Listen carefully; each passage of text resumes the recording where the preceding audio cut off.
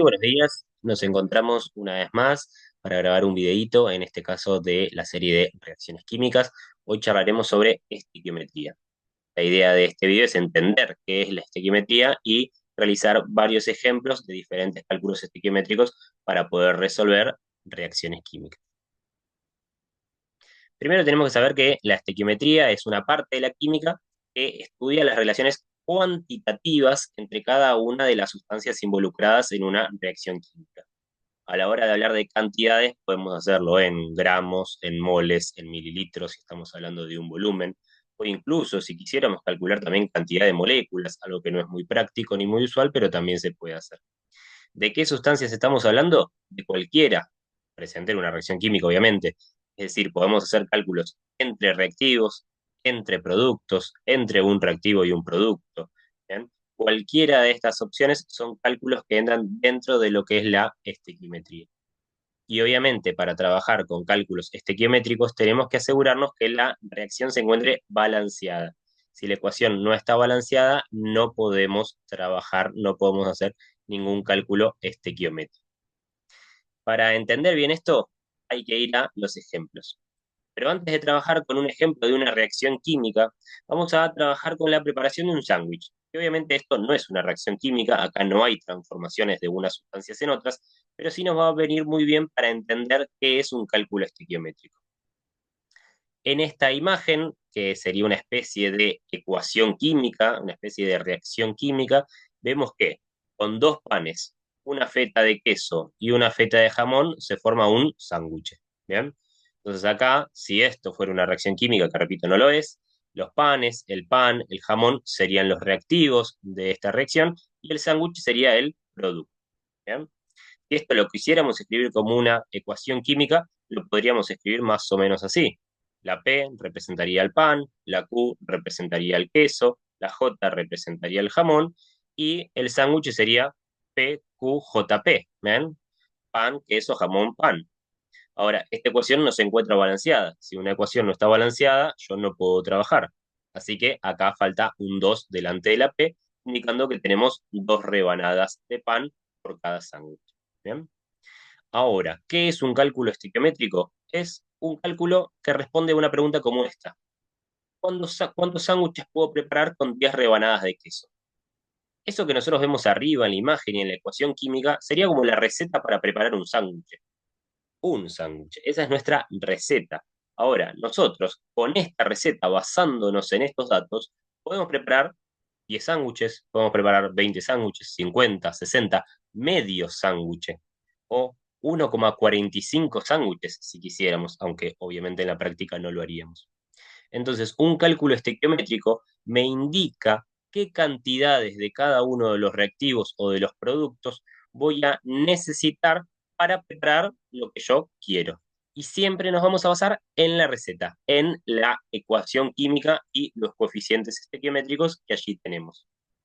Entonces, si a mí me pregunta cuántos sándwiches puedo preparar con 10 rebanadas de queso, y miro la ecuación y veo que por cada rebanada de queso hay un sándwich. Entonces, si tengo 10 rebanadas de queso, vamos a preparar 10 sándwiches. Es sencillo. A mí me puede preguntar cuántos sándwiches puedo preparar con 24 rebanadas de pan. Entonces veo, por cada sándwich se necesitan dos panes. Si tengo 24 rebanadas de pan, voy a preparar 12 sándwiches. Otra pregunta posible puede ser, si quiero preparar 18 sándwiches, ¿cuánto pan, jamón y queso necesito? Bueno, dijimos que para un sándwich se necesitan dos rebanadas de pan. Si acá queremos tener 18 sándwiches, tengo que tener el doble de pan, 36 rebanadas de pan. Voy a tener 18 rebanadas de queso y 18 rebanadas de jamón. Entonces, todo esto se basa en la comparación de una situación real, que es la que nosotros tenemos, que es en la que estamos pensando, en la que nosotros necesitamos preparar, y se basa en la receta, en las cantidades que me indica la ecuación química. También podemos complicar un poquitito este cálculo, porque cuando vamos a la fiambrería, por lo general, no pedimos el pan o el jamón por rebanadas, lo pedimos en gramos. Entonces la pregunta puede ser, ¿cuántos gramos de jamón debo comprar para preparar 15 sándwiches? Bueno, acá hay que hacer un trabajo más fino, porque necesitaríamos saber el peso de una rebanada de jamón. ¿Se puede saber? Sí, no es algo muy difícil de averiguar. ¿Bien? Entonces, si yo sé el peso de una rebanada de jamón, sé que por cada sándwich necesito una rebanada de jamón. Si conozco el peso de esa rebanada de jamón, puedo calcular la masa total de jamón que necesito. Y otra pregunta también que puede aparecer es, si almuerzan 4 personas y cada una come 3 sándwiches, ¿cuánto pan necesito? Bueno, acá también tengo que hacer varios cálculos, pero todos provienen de lo mismo. Tengo 4 personas, cada persona se come 3 sándwiches. Entonces ahí averiguo la cantidad de sándwiches que necesito. Serían 12. Luego digo, bueno, por cada sándwich necesito 2 rebanadas de pan. Si tengo 12 sándwiches que preparar, voy a necesitar 24 rebanadas de pan. Otra pregunta podría ser, ¿cuántos paquetes de pan lactal necesito? Bueno, ahí habría que averiguar cuántas fetas vienen por pan. ¿Bien? Entonces, todos estos son cálculos estequiométricos, en donde en este caso estamos comparando cantidades de fiambre, de pan y de sándwiches. En otro caso, cuando lo apliquemos realmente a una reacción química, lo vamos a aplicar a cantidad de moles de sustancia, cantidad de gramos de sustancia, volumen de una solución o de un líquido o de un gas, ¿bien? Y algunas otras cuestiones. Pero siempre vamos a trabajar entre una receta, que es la que nos da las proporciones entre cada uno de los reactivos, y una situación real que nosotros es lo que nos interesa. Entonces, nuestros cálculos siempre van a partir de la situación real, porque es lo que yo tengo en mi cocina o en mi laboratorio y se van a basar en la receta, que es la que plantea las relaciones que hay entre cada sustancia, o en algunos otros datos que nosotros conozcamos. ¿Bien? ¿Cuáles son esos datos? Por ejemplo, en este caso es cantidad de gramos que pesa una feta de jamón o cantidad de rebanadas de pan que hay en un paquete de pan lactal. Esos son datos generales que pueden ser parte de la receta o estar al mismo nivel que la receta. Ahora, al hablar de cálculos estequiométricos en una reacción química, vamos a poder hacer cálculos de este tipo. Fíjense que aparece como algo central una relación que hay entre moles del compuesto A y moles del compuesto B. ¿Por qué pongo esto como central? Porque son los datos que aparecen en la ecuación química. Es lo que nosotros siempre vamos a tener que comparar. ¿Bien? Ahora, para llegar a esta comparación, podemos partir de cualquiera de los recuadros que tenemos aquí. Podemos partir de una masa en gramos o en otra unidad, ¿bien? Podemos partir del volumen de una solución, podemos averiguar la cantidad de moléculas de una sustancia, podemos averiguar el volumen de un gas, y para averiguar cada una de estas cosas nos vamos a tener que basar en los coeficientes estequiométricos, ¿bien? Y después en diferentes datos. Por ejemplo, para pasar la masa a moles, vamos a usar la masa molar. Para trabajar entre un volumen y los moles de una sustancia, vamos a trabajar con la concentración molar, por lo general, de esa solución. Para averiguar cantidad de moléculas a partir de moles, vamos a usar el número de Avogadro. Para transformar los moles de un compuesto en el volumen molar de un gas, vamos a trabajar con el volumen molar. Entonces, este cuadrito nos guía, y si ustedes observan las flechas, nos indica los caminos que tenemos que recorrer para llegar de cualquier dato a cualquier otro dato. Siempre pasando por la relación central, que es la relación mol a mol. Pero no podemos olvidar que en los cálculos estequiométricos siempre tenemos que salir de la situación real, la que tenemos en el laboratorio o en la cocina de nuestras casas. Empecemos con algún ejemplo. Bien. Dice, calcule la cantidad de moles de agua que se producen en la combustión completa de 5,4 moles de metano según la reacción. Y tenemos la ecuación química. A la hora de hacer un cálculo estequiométrico, siempre tenemos que primero averiguar si la ecuación está balanceada y si no, balancearla. Entonces miramos y veo que la cantidad de átomos de carbono hay un átomo de cada lado. En el CH4 hay un carbono, en el CO2 hay un carbono. La cantidad de hidrógenos es 4 a la izquierda y a la derecha tenemos solo 2. Así que debemos agregar un 2 como coeficiente estequiométrico. Si no recuerdas cómo balancear, en el videito anterior hicimos varios ejemplos. Ahora hay que mirar el oxígeno. Tengo 2 átomos de oxígeno del lado de los reactivos. Del lado de los productos tengo 2 en el dióxido de carbono y 2 más en el agua. Por lo tanto, tengo 2 a la izquierda, 4 a la derecha. Para balancear, colocamos un 2 aquí. Ahí nos queda todo balanceado. Y ahora sí, podemos empezar con los cálculos estequiométricos. Y nos pregunta, Calcule la cantidad de moles de agua que se producen en la combustión completa de 5,4 moles de metano. Metano es el CH4. Entonces, este cálculo lo vamos a empezar planteando nuestra incógnita, son los moles de agua, y empezando por el dato que nos da el problema, 5,4 moles de metano. Ahora, este dato lo tenemos que transformar en moles de agua. Entonces, ¿conocemos alguna relación entre moles de metano y moles de agua? Sí, esa relación nos la da la receta, la ecuación química. ¿Qué dice la ecuación química? Que por cada un mol de metano, que acá no lo dice, pero acá iría un 1, por cada un mol de metano se producen 2 moles de agua. Esa relación la podemos escribir como un factor unitario y de esta forma estamos transformando moles de metano en moles de agua. Y ahí obtenemos que si tenemos 5,4 moles de metano, se van a producir 10,8 moles de agua, lo cual es lógico porque es el doble de los moles de la cantidad inicial, porque la relación es 1:2. Entonces, aquí tenemos el primer caso resuelto. ¿Qué camino seguimos acá?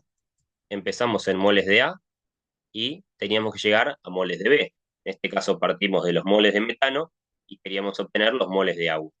A y B son nombres que le damos a cualquier sustancia de la que nosotros estemos trabajando. A sería la sustancia de la cual partimos, sea quien sea, y B sería los moles de la sustancia a la cual queremos llegar. ¿Bien? Y fíjense que de moles del compuesto A moles del compuesto B hay una flecha acá en el centro y nos dice que para hacer esta transformación tenemos que usar la relación molar de A y B a partir de la ecuación balanceada, los coeficientes estequiométricos. Y este es el camino que acabamos de usar recién. Entonces, luego de ver cómo lo hicimos, les muestro cómo coincide con esta imagen que nos entrega todos los caminos posibles, o algunos de ellos en realidad. Bien, vamos con otro. Dice, calcule la masa de cloro que reaccionará con 8,5 moles de hidrógeno. Como dijimos, lo primero acá es balancear la ecuación. Tenemos 2 átomos de cloro a la izquierda, a la derecha hay uno solo, así que colocamos un 2 ahí, y ahora tenemos 2 átomos de cloro de cada lado, y también tenemos 2 átomos de hidrógeno de cada lado, así que esto ya está balanceado. Pasamos al cálculo, primero planteamos la incógnita, que sería la masa de cloro, las masas por lo general las vamos a averiguar en gramos, y eso lo vamos a calcular a partir del dato que nos da el problema, nuestra situación real en el laboratorio. Así que vamos a comenzar el problema con 8,5 moles de hidrógeno. Ahora, estos moles de hidrógeno los tengo que transformar en masa de cloro. No hay ninguna relación directa entre estas dos variables. Por lo tanto, lo que puedo hacer es transformar moles de hidrógeno en moles de cloro. ¿Cuál es la relación? La veo en la ecuación. Dice acá que un mol de cloro reacciona con un mol de hidrógeno. Así que la relación es 1:1.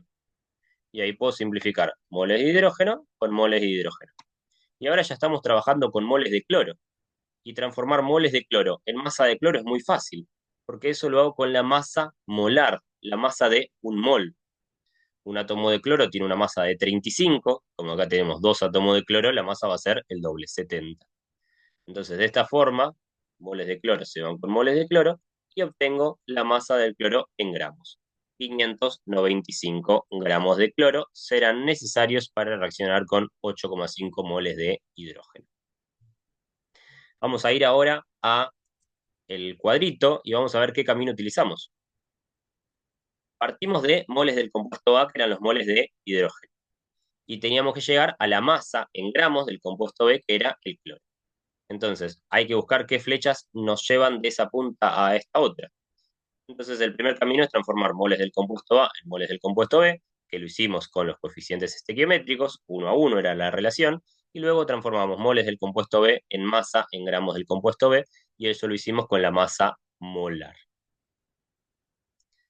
Bien, entonces pasamos al siguiente ejemplo. Te invito a que pongas pausa y lo intentes resolver por tu cuenta, incluso que vuelvas a la imagen anterior, así ves el cuadrito y podés ver qué camino vas a tomar. Luego vemos si coincidimos. Dice, se hacen reaccionar 0,1 gramos de magnesio con oxígeno suficiente según la siguiente reacción. Averigüe la masa de óxido formada. Bueno, lo primero que hacemos es balancear. Tengo un átomo de magnesio de cada lado. Tengo 2 átomos de oxígeno al principio, al final uno solo, así que vamos a colocar un 2 acá. Pero ese 2 también afectó al magnesio, así que tendremos que poner un 2 acá y ahora sí está todo balanceado. Pasamos a los cálculos. Dice que tenemos que averiguar la masa de óxido, así que esa va a ser nuestra incógnita. El óxido es el óxido de magnesio, ¿no? El producto. Ahora te dice la masa de óxido formada. Si no supiéramos cuál es el óxido, si dice la palabra formada, significa que estamos hablando de un producto. Así que planteamos como incógnita masa del óxido y partimos del dato que nos da el problema, 0,1 gramos de magnesio.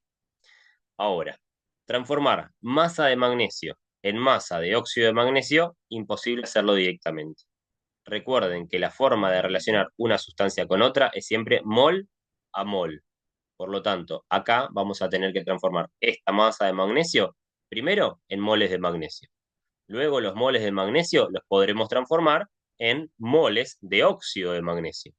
Y por último, los moles de óxido de magnesio lo podremos transformar en masa de óxido de magnesio. Vamos de vuelta con el paso a paso ya resumiéndolo. Masa de magnesio lo transformo en moles de magnesio con la masa molar, la masa que sacamos de la tabla periódica. Este es siempre un dato que no nos lo va a dar el problema, pero siempre lo podemos averiguar con nuestra tabla periódica. De esta forma, la masa de magnesio se va con la masa de magnesio, ya tenemos moles de magnesio.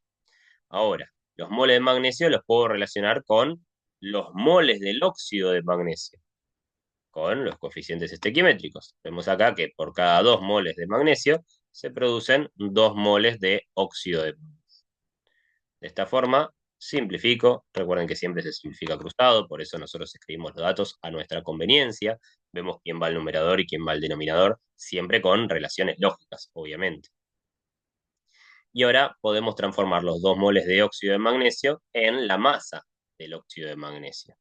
Y para eso usamos la masa molar del óxido de magnesio. 16 gramos el oxígeno, 24 el magnesio, da un total de 40 gramos. Entonces, estos moles de óxido de magnesio se van con estos y obtenemos como resultado 0,17 gramos de óxido de magnesio. Pasamos al siguiente ejercicio. No, antes de pasar al siguiente ejercicio, vamos a ver el proceso. En este caso, partíamos de la masa en gramos del compuesto A, que era el magnesio, y teníamos que averiguar una masa en gramos del compuesto B. Para eso, tenemos que ver por dónde van las flechas. Así que lo primero era transformar la masa del compuesto A en moles del compuesto A, lo hicimos con la masa molar del magnesio. Luego transformar los moles de A en moles de B con los coeficientes estequiométricos de nuestra receta, nuestra ecuación química, y luego los moles de B los transformamos en masa de B con la masa molar. Así que el proceso es tal cual como lo hicimos recién. Vamos con un caso más. Dice ahora, se hacen reaccionar 25 gramos de fósforo blanco con cierta cantidad de cloro en condiciones normales de presión y temperatura. ¿Qué volumen de cloro se consumirá en el proceso? Condiciones normales de presión y temperatura se resumen como CNTP, condiciones normales de temperatura y presión, y son las que vemos aquí en pantalla, 0 grados Celsius y una atmósfera. Lo importante de este dato es que todos los gases, si son considerados ideales, que en este problema, si no nos aclara lo contrario, lo vamos a considerar así, todos los gases, un mol de cualquier gas ocupa siempre un volumen de 22,4 decímetros cúbicos. Es lo mismo que ocupa una capacidad de 22,4 litros.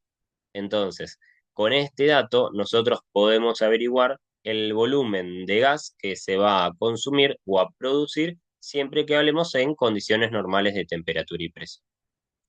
Bueno, a la hora de resolver este cálculo, obviamente primero balanceamos, vemos que tenemos 4 átomos de fósforo del lado de los reactivos, por lo tanto ponemos un 4 del lado de los productos para que haya la misma cantidad, y ahora vemos que del lado de los productos tenemos 12 átomos de cloro, 4 por 3, 12. Así que para que esto quede balanceado, ponemos un 6 del lado del cloro, y ahí tenemos 12 átomos de cloro.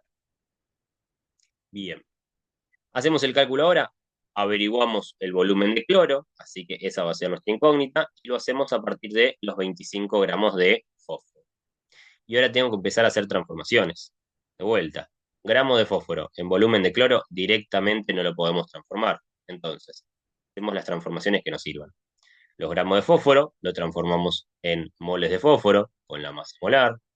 Los moles de fósforo los transformamos en moles de cloruro de cloro una vez que tenemos los moles de cloro, los transformamos en volumen de cloro y eso lo vamos a hacer con el volumen molar, que es el dato que acabamos de conocer. Entonces, dimos masa de fósforo, lo transformamos en moles de fósforo. ¿Cómo? Con la masa molar.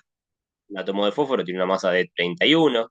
Como tenemos 4 átomos aquí, hacemos 31 por 4 y eso nos da 124. De esta forma, masa de fósforo, gramo de fósforo, se simplifica con gramo de fósforo y tenemos moles de fósforo. Ahora esto lo tenemos que transformar en algo del cloro y la relación es entre moles. ¿Bien? Acá nos dice que un mol de fósforo reacciona con 6 moles de cloro. Así que nuevamente simplificamos por aquí y ya estamos hablando de moles de cloro. Y ahora falta averiguar qué volumen van a ocupar estos moles de cloro. Y nosotros sabemos por el dato que el volumen molar, el volumen de un mol de gas ideal, ocupa siempre 22,4 decímetros. Entonces acá moles de cloro, se va a ir con moles de cloro y vamos a obtener una respuesta en un volumen de cloro expresada en decímetros. Entonces, en un problema estequiométrico siempre planteamos equivalencias entre las sustancias. Esas equivalencias pueden ser mol a mol, que salen de la ecuación química, pueden ser masas molares, que salen de la tabla periódica, pueden ser volúmenes molares, que salen de este dato que acabamos de ver, o también pueden ser relaciones entre las soluciones. Y ahí vamos a trabajar con concentraciones, que las concentraciones de una solución siempre son relaciones entre cantidad de soluto y solución por lo general. Bueno, en este caso partíamos de una masa del compuesto A y teníamos que llegar, acá viene a la derecha de la imagen, al volumen del compuesto B en caso de que sea gaseoso. Ahí lo que hicimos fue transformar una masa en moles con la masa molar, luego los moles de A en moles de B con los coeficientes estequiométricos y luego los moles de B en el volumen de B utilizando el volumen molar que es 22,4. Pasamos al ejemplo 6. Nos dice, para que ocurra la siguiente reacción, se utilizan 250 mililitros de solución acuosa, 1,5 molar de yoduro de potasio, determinen la masa de yodo que se produce.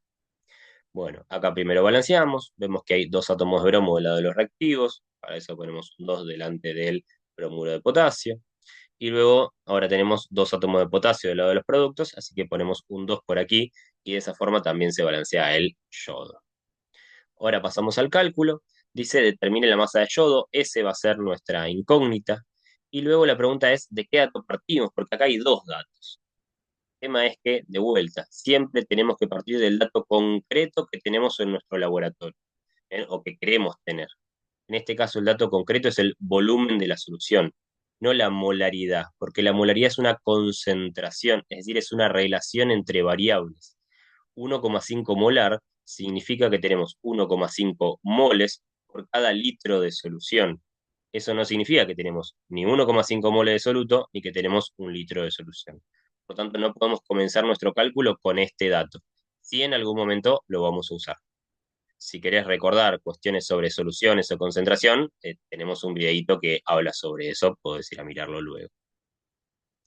Bien, entonces, partimos planteando nuestra incógnita, gramos de yodo, y planteamos nuestro dato inicial. 250 mililitros de solución de yoduro de potasio. Importante que es aclarar que es una solución, porque si no lo aclaramos pareciera que estamos hablando de una sustancia líquida, ¿bien? Y no es lo mismo. Bien, ahora, este volumen lo tenemos que transformar en gramo de yodo, ¿bien? O sea que básicamente tenemos que transformarlo en otra sustancia. Para hacer eso necesitamos tener los moles del yoduro de potasio para poder hacer una relación mol a mol. ¿Cómo transformamos un volumen en moles? Como estamos hablando de una solución, podemos trabajar con la concentración molar. Dijimos que 1,5 molar significa justamente esto que tenemos por acá, que hay 1,5 moles del soluto, yoduro de potasio, por cada litro de solución o por cada 1000 mililitros de solución.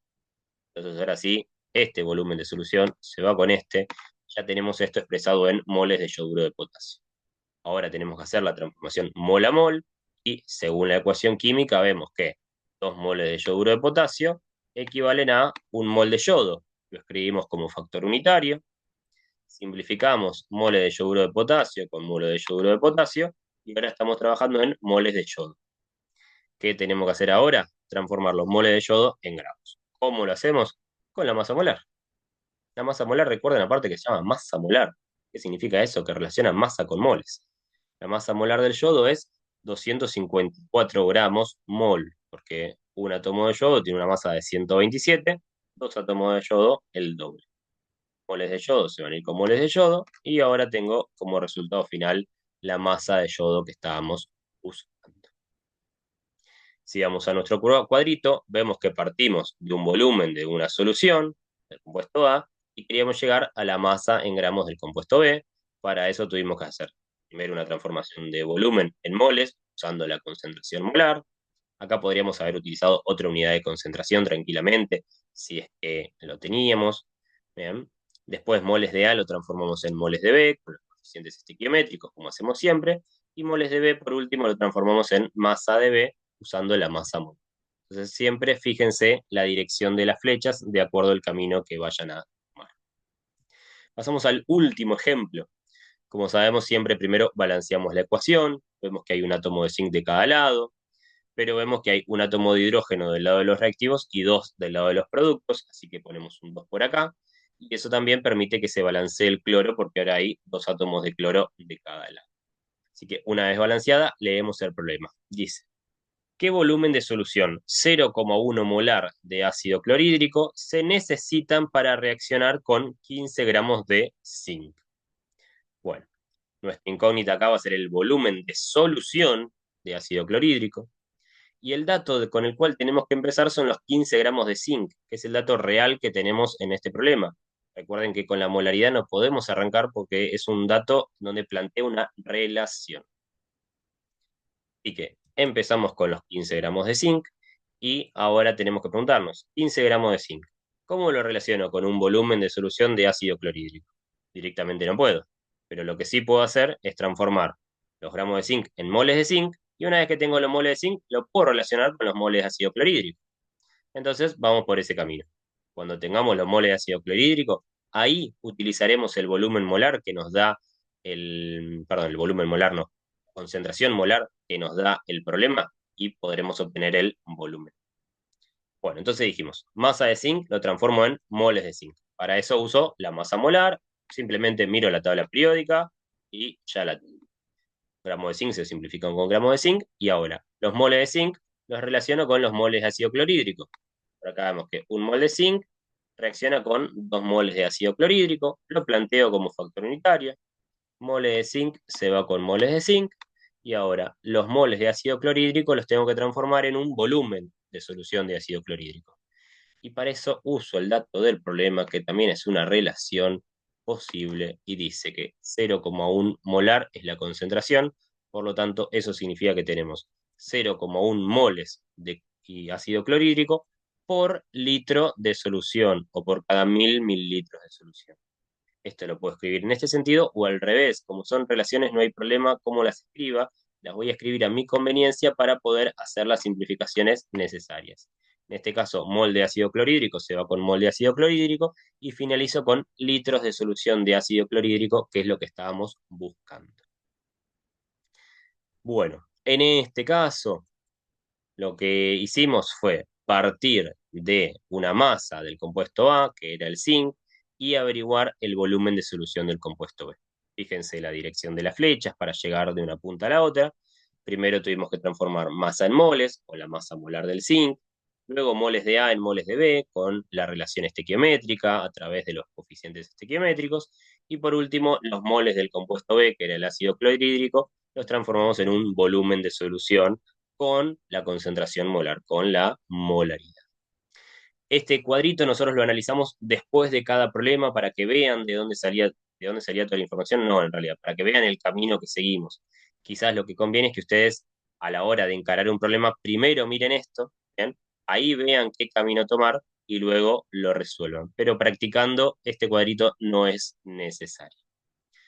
Bueno, eso ha sido todo. Espero que les haya servido. Recuerden que en un cálculo estequiométrico siempre tenemos que partir de los datos que nos da el problema, de lo que tenemos en nuestro laboratorio, y con los datos de la receta, con los datos de la ecuación química o cualquier otro dato que nosotros podamos extraer de la tabla periódica, ¿bien? Como las masas molares, ahí vamos a ir haciendo transformaciones para llegar a nuestro objetivo. Pero siempre debemos partir por el dato que nos da el problema, porque es lo real que tenemos en nuestro laboratorio.